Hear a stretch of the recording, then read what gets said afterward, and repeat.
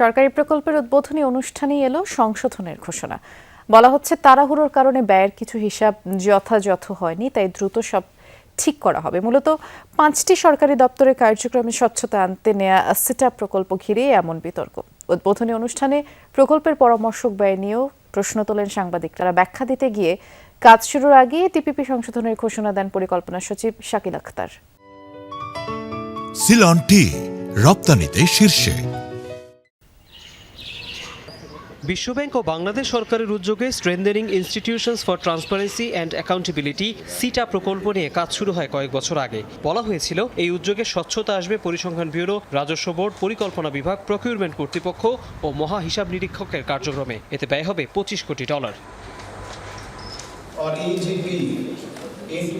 সোমবার উদ্বোধনী অনুষ্ঠানে প্রকল্পের নানা দিক তুলে ধরেন কর্মকর্তারা। এ সময় রাজস্ব বোর্ডের হিসাবে ধরা প্রায় 40% অর্থ পরামর্শকদের পেছনে ব্যয় নিয়ে প্রশ্ন তোলেন সাংবাদিকরা। জবাবে বলা হয়, মূলত কাস্টমসের সফটওয়্যার কনসালটেন্সি বাবদ এই অর্থ ধরা হয়েছে। প্রকল্প প্রস্তাবে বিষয়টি স্পষ্ট হয়নি।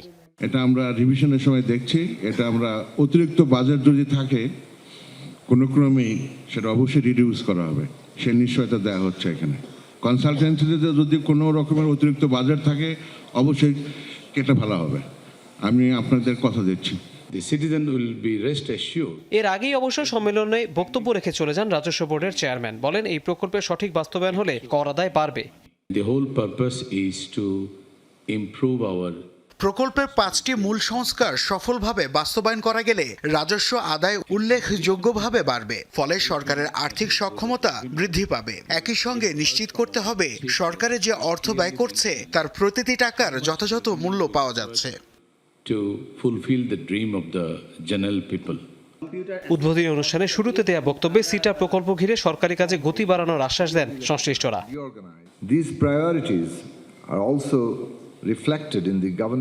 সরকারের লক্ষ্য প্রতিটি সরকারি প্রতিষ্ঠানকে দক্ষ ও স্বচ্ছ প্রতিষ্ঠানে পরিণত করা। তবে শুধু প্রযুক্তি দিয়ে সব সমস্যার সমাধান সম্ভব হবে না। এর জন্য প্রয়োজন প্রাতিষ্ঠানিক সংস্কার, দক্ষ মানব সম্পদ ও পেশাদারিত্বের সংস্কৃতি গড়ে তোলা।